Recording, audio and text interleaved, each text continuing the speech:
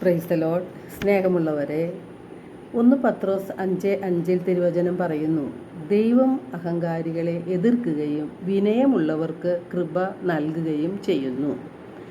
അഹങ്കാരം തുടങ്ങുമ്പോൾ മനുഷ്യൻ കർത്താവിൽ നിന്ന് അകന്നു പോവുകയാണ്. കർത്താവ് അവരെ എതിർക്കുകയും വിനയമുള്ളവർക്ക് കൃപ നൽകുകയും ചെയ്യും.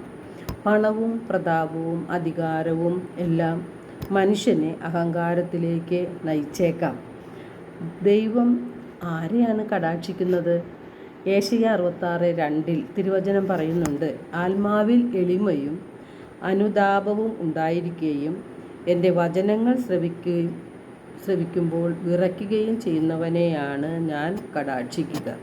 അപ്പോൾ ദൈവത്തിന് മഹത്വം കൊടുത്തുകൊണ്ട് എളിമയുടെ തലത്തേക്ക് ഇറങ്ങി വരുമ്പോഴാണ് ദൈവത്തിൽ നിന്ന് നമുക്ക് അനുഗ്രഹങ്ങൾ ലഭിക്കുന്നത്.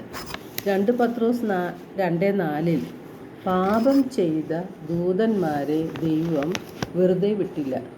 വിധി ദിനം വരെ സൂക്ഷിക്കുന്നതിനായി അവരെ അവിടുന്ന് നരകത്തിലെ ഇരുൾക്കുഴികളിലേക്ക് തള്ളിവിട്ടു എന്ന് തിരുവചനം പറയുന്നുണ്ട്. മാലാഖയെ പിശാചാക്കി മാറ്റിയ പാപം അഹങ്കാരമായിരുന്നു. ദൈവത്തോടും മനുഷ്യരോടും ധിക്കാരത്തോടെ സംസാരിക്കുന്ന നമ്മിൽ പലപ്പോഴും അഹങ്കാരമാണ് നിറഞ്ഞു നിൽക്കുന്നത്. ഉള്ളതിലധികം മേന്മ നടിക്കുന്നതും അഹങ്കാരത്തിൻ്റെ ഒരു ഭാഗമാണ്. അഹങ്കാരം തുടങ്ങുമ്പോൾ കർത്താവിൽ നിന്നും മനുഷ്യരിൽ നിന്നും അകന്നു പോവുകയാണ് ചെയ്യുന്നത്. യാക്കോബ് 4:6 നാം കാണുന്നുണ്ട്, ദൈവം അഹങ്കാരികളെ എതിർക്കുകയും വിനയമുള്ളവർക്ക് കൃപ കൊടുക്കുകയും ചെയ്യുന്നു എന്ന്. ഏശയ്യ 66:2 നാം കാണുന്നത്, ആത്മാവിൽ എളിമയുള്ളവരെയാണ് ദൈവം കടാക്ഷിക്കുന്നത്. പ്രഭാഷകൻ പറയുന്നു, അഹങ്കാരിയുടെ വീഴ്ചയ്ക്ക് കാരണം നാവു തന്നെയാണ്. അഹങ്കാരം കൊലപാതകം പോലെയുള്ള തിന്മകളിലേക്ക് മനുഷ്യനെ നയിക്കും.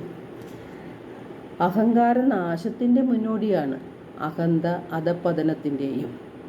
അഹങ്കാരം മൂലം മറ്റുള്ളവരെ കാണിക്കാൻ വേണ്ടി വലിയ വലിയ കടങ്ങൾ വാങ്ങി വീടും ബിസിനസ്സും വാഹനങ്ങളും വാങ്ങുന്ന ധാരാളം പേർ നമ്മുടെ സമൂഹത്തിലുണ്ട്.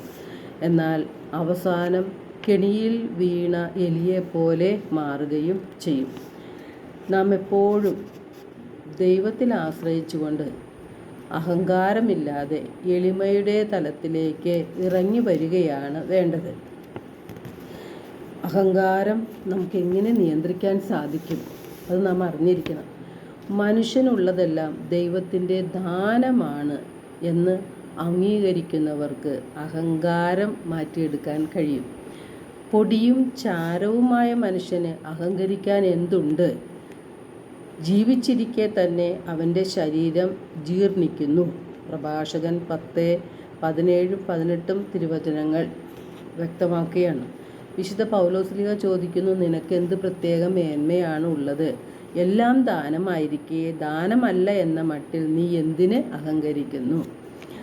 1 പത്രോസ് 5:6-7 തിരുവചനങ്ങൾ 5-6 തിരുവചനങ്ങളിലൂടെ നമ്മോട് പത്രോസ്ലീഹ പറയുകയാണ്, ദൈവത്തിൻ്റെ ശക്തമായ കരത്തിൻ കീഴിൽ താഴ്മയോടെ നിൽക്കുവിൻ. അവിടുന്ന് തക്ക സമയത്ത് നിങ്ങളെ ഉയർത്തിക്കൊള്ളും. നിങ്ങളുടെ ഉത്കണ്ഠകളെല്ലാം അവിടുത്തെ ഏൽപ്പിക്കുവിൻ. അവിടുന്ന് നിങ്ങളുടെ കാര്യത്തിൽ ശ്രദ്ധാലുവാണ്. അപ്പോൾ എളിമ എന്ന പുണ്യത്തിൽ വളരാനായിട്ടാണ് നാം പരിശ്രമിക്കേണ്ടത്. അതിന് പ്രത്യേകമായിട്ട് പരിശുദ്ധാത്മാവിനോട് പ്രാർത്ഥിച്ച് എളിമ എന്ന പുണ്യത്തിൽ വളരാനായിട്ട് നമുക്ക് പരിശ്രമിക്കാം. എല്ലാവർക്കും ഒരു നല്ല ദിനം ആശംസിക്കുന്നു. ദൈവം നമ്മെ ഓരോരുത്തരെയും സമൃദ്ധമായി അനുഗ്രഹിക്കട്ടെ.